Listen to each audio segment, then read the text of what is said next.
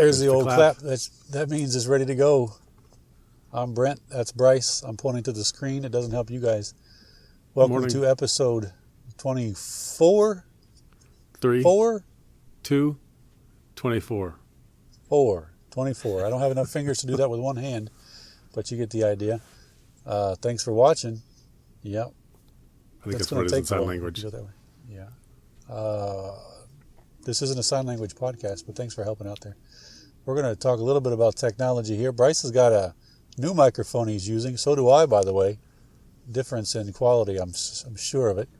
We'll find out. And also, he wants to talk a little bit about the state of reviews, technology reviews specifically, found on YouTube. And I might interject here and there. It's pretty bad out there, but go ahead, Bryce. Why don't you jump into it? Whichever one, either the microphone or the reviews, whichever you feel like going first. We'll intertwine them together maybe. I'll back up and say that I don't think it's terrible or bad out there. It's just, wow, people's standards are just, in my opinion, higher than they should be. I know that sounds bad because we're not supposed to lower our standards for things, but all right. So I'll get into the specifics of that later. Let's just get the what I think are the more fun things out of the way. New microphone.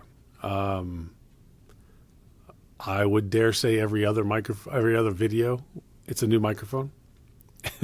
In the never-ending, seemingly quest to have good audio, and it could be good every single time, and then I ruin it when I'm editing. I don't actually know, but a friend of mine was kind enough to give me some microphones that he no longer uses, and of course I left it open for him to borrow them at any time. But it was a kit. They come together, so it's this one along with this guy right here, and it is the Sterling Audio. This one here is the S50, S as in Sam, and this is the S30. This one actually is supposed to be the instrument microphone out of the kit, but I found in my extremely generic testing here that it has better sound rejection, and I need that because of where I'm located. For the bulk of these videos, I'm sitting in what we call the green room, because behind this guy is a green screen that's basically tacked to the wall. So we can shoot some videos, training videos or new employee orientation videos, things like that. But on the other side of that wall is the break room, and people apparently have a good time during break, and they're loud. So it comes through. Anything that is sensitive on the mic level it just funnels right in. And I did a test with this guy. It's kind of the same way. This is where the name is Sterling Audio. That's the front of it. It's a standard cardioid pattern, but it's a condenser mic as well as this. So it takes 48 volts phantom power. It's actually going through the Ceramonic Smart Rig Plus, so I'm glad I got that. And that's powering it into the camera, which is great. Audio levels, I believe, are about 50%, and then on the camera, they're all the way down, if I remember my settings correctly. But when I tried this guy, which comes with this mount, so you mount it onto your stand, and then this can swivel up or down or whatever, screws in, but it's a front firing, I think is what you've been calling it, right? They call it a side. Now I don't remember. Thank you. Yes, a side address vocal microphone. Take two. I don't have a clue what happened there. That was crazy. The internet says this is actually a really good microphone, especially for male voices, or maybe a female with a deep voice. And it does sound really, really good, but it also picks up everything. So I use my phone standing about 6 feet away, where this rejects it quite well. This picks it up very well. Of course, it's a little echoey, sounds like you're in a big, huge room, but it picks up really well. Then I did what I call the door test, because that's really the big issue here is when people open and shut doors. It's just go-gung, go-gung. and it almost seems to be louder in here. It faces this direction. This actually does reject it this way, but I don't know if it's the way it's made. There's I can kind of see through the mesh here. There's something that hangs off the back that comes down, and I don't know if that's just one of the connections or if that's actually part of the microphone. It's not the diaphragm. The diaphragm faces this way towards me, but there's something about it that allows it to pick up more ambient space. And that's one of the reasons why they say they like it for audio, because not only is it getting your voice, it's getting a little bit of the room as well, so especially for acoustic type stuff. But in here, because there's a door opening right now. Did you hear that shut? You probably didn't. I don't know if you did on the thing, but on here. So anyways, I'm babbling on about that. It's just even at a low setting, you can hear everything. This guy, you could probably still hear a little bit of everything. If they got really loud in there, you might still be able to hear it. But it is much better, much more better when it comes to the rejection. And yet I still sound somewhat fairly kind of sort of maybe okay. We'll see. We'll see when I edit it, if I do or not. But so anyways, I'm excited about it. It's not terribly convenient like the lavalier mic like you're wearing, just because you do need, it's not made to be handheld, so you do need a stand. I'll be looking into a C-clamp that I can clamp onto the leg of the tripod to kind of be able to hang it out. That again helps just the rig itself to be self-contained. But that is the mic so far. So this is the S30 for Sterling Audio. It comes with a kit, comes with a little case. I'm not going to pull it out here. I'll probably knock something over the way I've been. But so far, so good. I kind of like it. And hopefully this will be the mainstay. We'll see. We'll see if I can lock it in. I'm kind of crazy, so if I find a good deal online, I might buy something else. But we'll see until then. So now the other thing, well, actually, I'm going to pause. What microphone do you have? Because you said you got a new one as well. Yeah, before we go roll to that, I'll just say you did send me a test video, and it sounded really good. You kind of turned around. I don't know if you're going to add that into the video or not, but... No, I deleted it already on accident. Okay. Well, I've got a copy of my whatever. But either way, if you don't want it, he kind of went around the microphone. And you could easily hear the sound rejection, especially when you were behind it. I mean, it sounded as if somebody was in a different room and you could barely hear him. So it did great sound rejection, which you would understand if it's trying to record an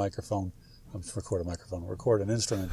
You wouldn't want it picking up other instruments. You'd want it getting that specific instrument. But as far as the microphone I'm using, on Amazon and probably other places as well, you can buy a 3-pack of newer microphones, NEEWER,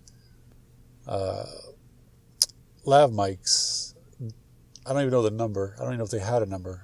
Some of them $5 for 3. What's that? Some of them don't even have numbers. They have these really ridiculously long names, and that's one of them says for Android, one says for iPhone, one says for smartphones, and that's how you're supposed to know the difference. It's crazy. Yeah. The description is the name, basically, is what they do. This one here, I don't recall what it said. The sound quality isn't awesome, but, for 3 microphones for $5, I basically bought 2 of them because I didn't pay attention to the times 3. So I got 6 microphones for $10 is what I ended up getting. So, and if I keep burning out like I did with the last lav, then maybe it'd be beneficial to have these around. But there are a few people that we might end up rolling in, for the weeks that we can't do this. We had talked about maybe doing additional videos, swinging other people in. And I have somebody in mind I was going to give one of them to. He could plug into his camera if we end up going that route, if he's available, whatever. But either way, I hopefully don't need all 6. But I did a test last night, and it sounded fine. I didn't get the hum. There was a hiss, but it could have just merely been room noise.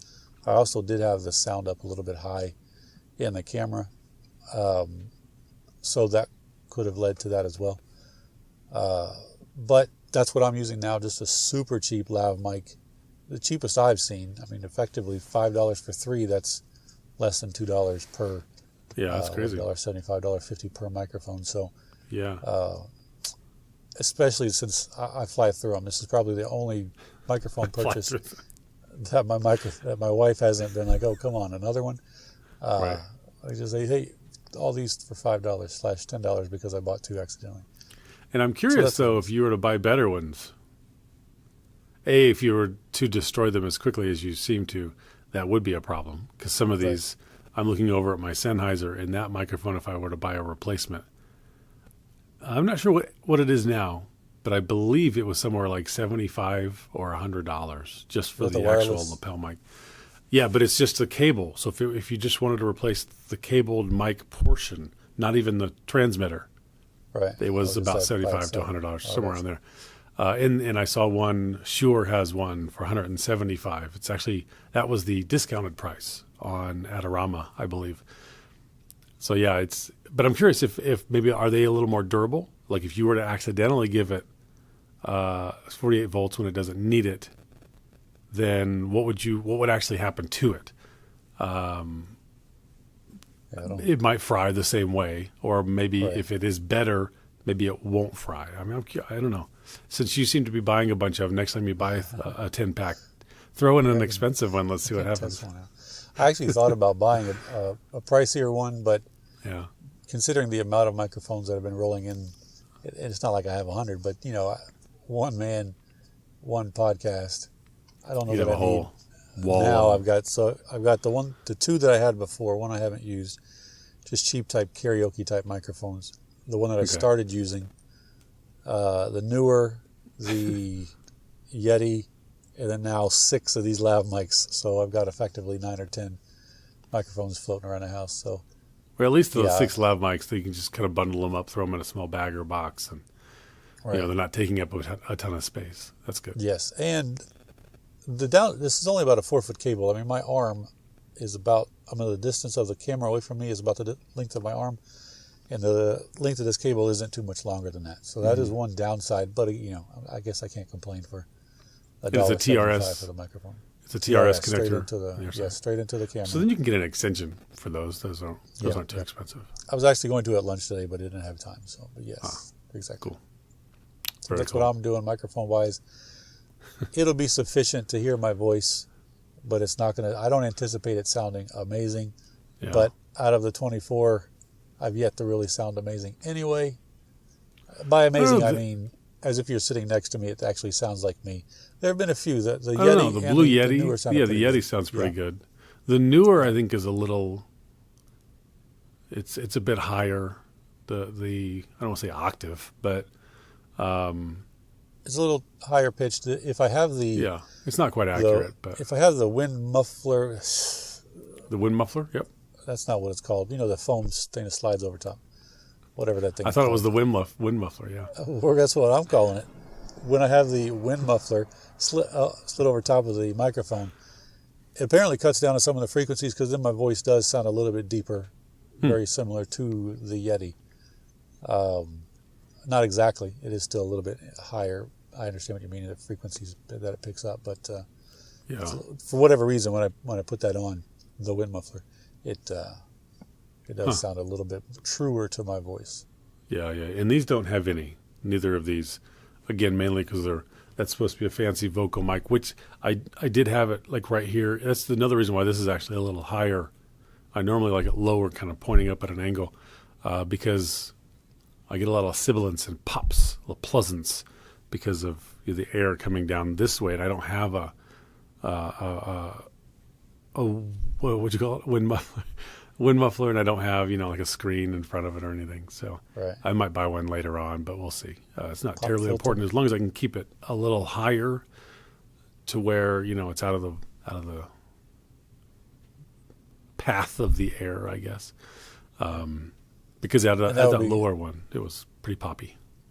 Yeah, I was going to say that particular test. If you listen to that part of the video here at about 15, 16 minutes in for you, depending on when you started recording, you said path pretty strong. So I guess we'll find out whether or not it picks it up as an explosion or not. Yeah. So because we talked a lot about that, more than I expected, I'll be brief about my little, what will probably end up being another rant. So I've been watching a lot of I always watch tech videos. I'm into technology. So I watch videos about phones and tablets. I watch videos about microphones and cameras and devices like the Saramonic Smart Rig Plus. I've noticed with audio equipment, and this isn't across the board by any means, but for the most part, people are a little forgiving. They allow some wiggle room. They allow imperfections in their reviews. And at the end of the review, even if it sounded like when you watch the review, and you're like, boy, they just destroyed that. At the end of it, almost all the time, sometimes they're like, yeah, so this is trash, throw it away. But most of the time they're like, but it serves its purpose. It has a role in my repertoire of my equipment, and so I'm going to keep it and I'm going to use it somewhere. But then when I watch phone reviews or tablet reviews or camera reviews, man alive, they're just so nitpicky. I saw a review the other day where they were comparing the iPhone 10 with the new Samsung 9, I think it is. And I mean, it was like this. And I think it was the Samsung that won barely. Another review, almost identical, but it was the iPhone. And everybody is being pitted up against the iPhone, of course, because it's one of the most popular phones. But it was the Google Pixel 2, the large one, the XL, which is a beautiful phone, great phone. But again, same idea. That's how fast or slow in these guys' minds. And that's what's really kind of really, because it was like they would do some sort of tap. And of course the camera's on it and it's well lit. It sounds phenomenal. They clearly focus on that. They're better than we are in that regard. I can't even, we're terrible compared to them. We should just use our phones. But, which I have. Which you have last episode, last two. But then they go on this rant on their own they're complaining about how slow the slower phone was. And it was literally, that was the difference between the two. I've used phones that are a couple years old. They've got the new operating systems on it, so they're slower. And yeah, there are times where you're so used to, maybe before the old operating system, it was faster. You tap it and then you're kind of used to a certain rhythm of how long it would take. And now it's taking a hair longer. So you're like, oh, did I not tap it? Did it crash? What happened? I don't know. But for the most part, I mean, unless you're running the second or third gen iPhone with today's operating system, which I know you can't, it's just an example, then it's going to run adequately. I mean, goodness gracious, you have something in your hand that A, didn't exist 11 years ago, and B, is ridiculously amazing, and yet you're trashing it because it's literally 0.2 milliseconds slower than its competitor, or because when you're in the sunlight, it's 1 nit less in brightness than the other one.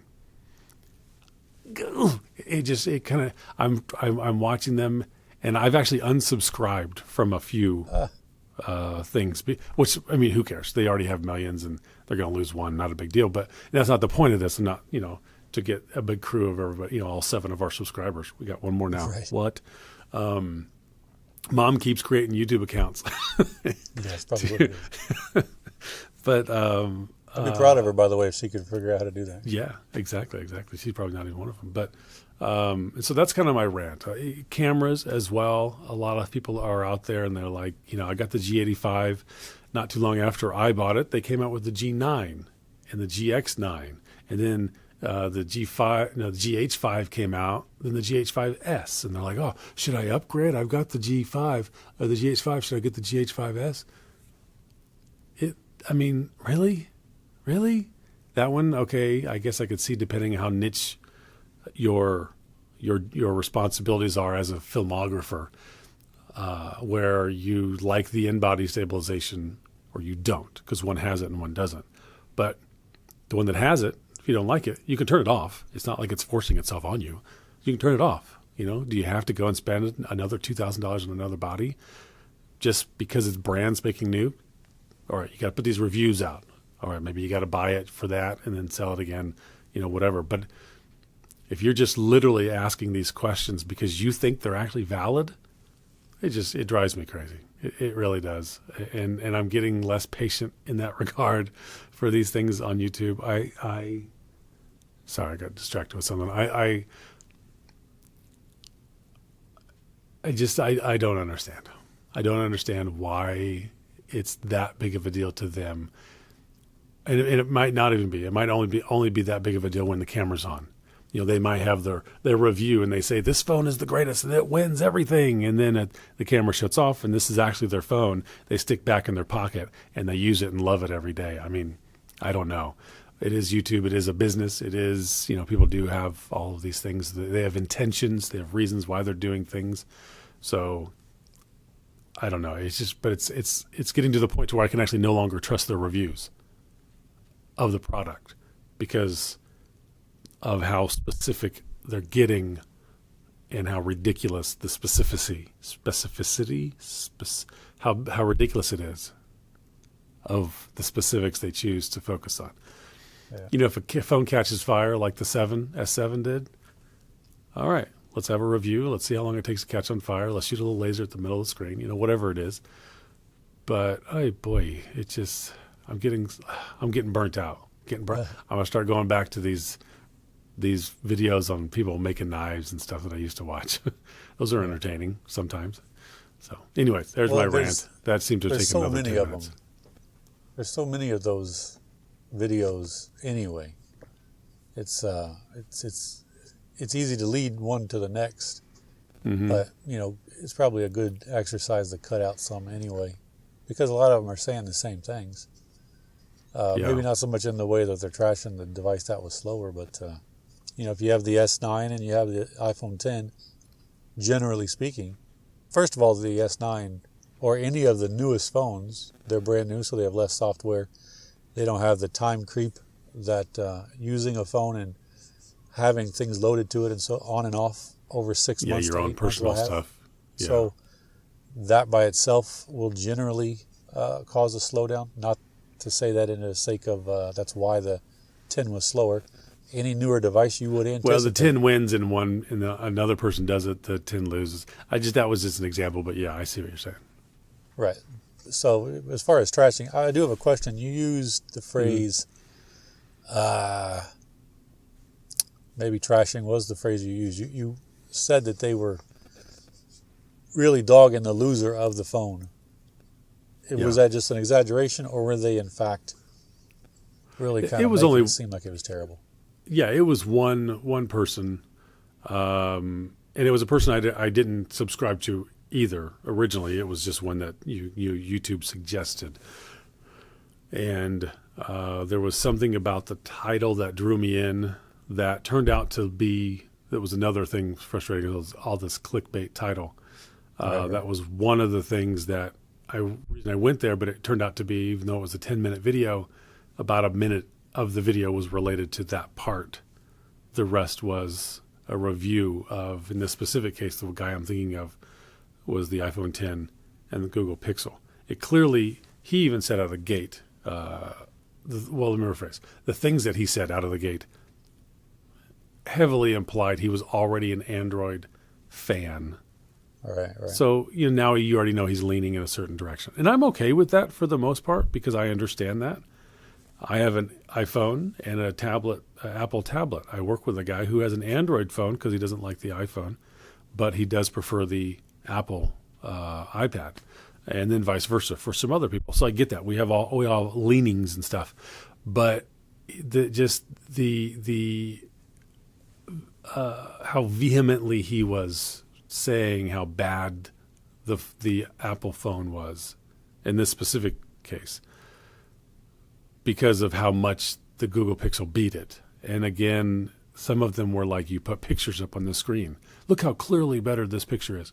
I didn't see a difference. Right. Maybe there was a blue cast to the Google Pixel because they actually have a blue cast.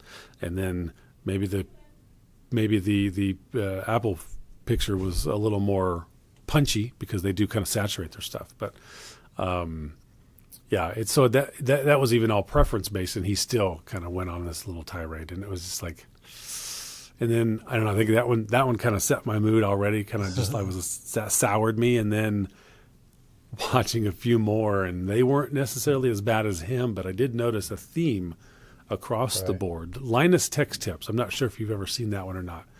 Yeah. He's mildly annoying. He's high pitched, and he's very the whole time. It's like, ooh, calm down, bro. But he gets a little that way sometimes. He's like, I can't believe this is, but then he kind of backs down and says, okay, honestly, and then he mentions a few things, but then he goes, but really is, So, and I'm okay with that if you kind of pull back and say, but the reality is, yes, I'm nitpicky about this and this, but all in all for this, whatever else. But these guys that are just like, oh, this is horrible because it's half a second this or a quarter of a whatever this, that's a frustration to me because, we live in a world where not everybody has money, but they're setting their standards like they're billionaires, and I don't know. I think what's okay. I think here's the reason why. Here it is. Probably should have said this at the beginning. My kids are getting to the age to where they're being not so much influenced by commercials for toys as they are now for commercial for things that are like legitimately expensive. So, my son has an iPhone, but it was a hand-me-down. My daughter doesn't have a phone, but she's begging for one. Of course, it'll be probably an iPhone when that day happens, whenever it is. And it'll probably be a hand-me-down. Might even be his old phone if he ever gets a new one. But they have tablets because of the other things that we do, and that is beneficial to them. And even school, they're going to be homeschooled starting next year. Not a huge fan of that, but it's a school district-based homeschool, so they'll be going in a couple days and staying home. That part I am a fan of. So online. So I understand. What's that? Online, I assume. No. It's they literally go into a classroom, sit with the teacher for, let's just say 3 hours with 5 other students, and then they're given a packet what they have to do the rest of the week, and that'll be interesting to see how they do because I don't like homework, but if you have home school, well then that already means it's not really homework. You just have to set aside so many hours of the day or minutes depending on how much you have to get done. So there's definitely a need for technology nowadays, at least in a lot of ways. But these tech reviewers tend to be so nitpicky nowadays. It's frustrating. Right. And a lot of it has to do with the sheer fact that they're just trying to get reviews, or they're just trying to get viewers. They're trying to get more numbers. They don't really care about accuracy or being the best reviewer. I don't even like CNET. CNET's pretty popular. I don't like their reviews because I don't like them really. Anymore, yeah, it's what, but they're owned so by I've been trying ABC now, something like that. I'm not sure. Might be. I'm trying to look for more people who are just your everyday Joe Schmo. Hey, like us, that would be doing a review. That's why we review these microphones, and yet we actually sound bad in the podcast. Is how can we, what level? But that's probably your average person. Your average person is struggling with this stuff. They don't secretly have, an entire office of people that can jump in and save the day. But I just shot a video for here at work, and it sounded great and looked great. And because for some reason, when I do that one, it looks well. For that one, I am allotted time to work on. And one of these days, we'll get to the point to where we just sit down, boom, we edit, we're done, and it all sounds and looks great. But probably not. Yeah. The struggle is my side right now. You typically have the good lighting and the whatnots, but one of these days I'll bring some lights in here. The light that I did bring, not sufficient to overcome the darkness of the car. But it's.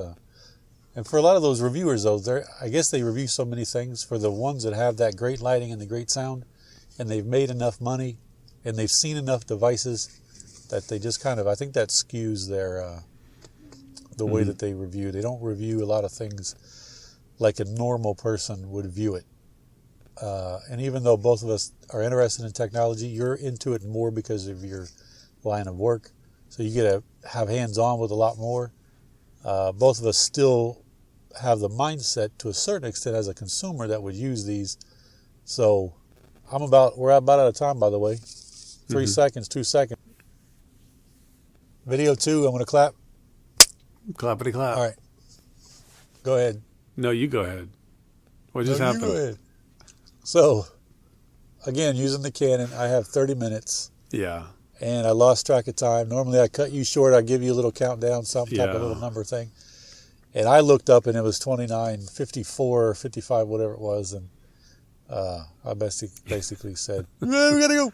And so here's a proper goodbye.